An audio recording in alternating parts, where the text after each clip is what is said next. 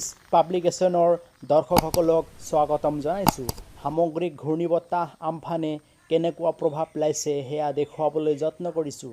গোৱালপাৰা জিলাৰ বালিজানা ৰাজহ চক্ৰৰ অন্তৰ্গত কল্যাণপুৰ কোদালকাটি আমবাৰী অঞ্চলত হোৱা কেইবাদিন ধৰি ঘূৰ্ণীবতাহ আৰু প্ৰবল বৰষুণৰ ফলত বানপানীৰ সৃষ্টি হয়।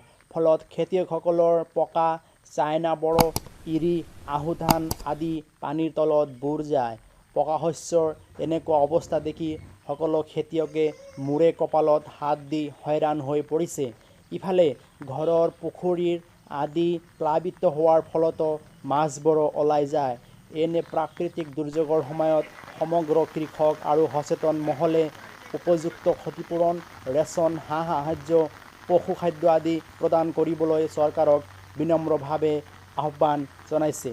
ভিডিঅ'টো ভাল লাগিলে আপোনালোকে লাইক, শ্বেয়াৰ, কমেণ্ট কৰিব আৰু মোৰ ইউটিউব চেনেল DA's পাব্লিকেশ্যনটো ছাবস্ক্ৰাইব কৰিব আৰু কাষত থকা বেল বুটামটো টিপি দিব। ধন্যবাদ।